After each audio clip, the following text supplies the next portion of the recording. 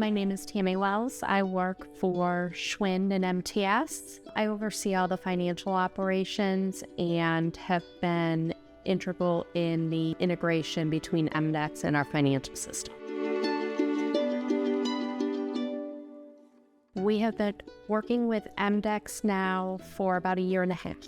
We came from a system that was largely paper-based and tracking, so this allows us much better visibility into the accounting, because before we were waiting for somebody to input something 2 or 3 months later instead of having that real-time experience and being able to see what we have outstanding. We didn't have our techs up and running where they had tablets or computers where they were putting the information in right away. They were writing everything down on a piece of paper, and then somebody was having to go in and enter them after the fact.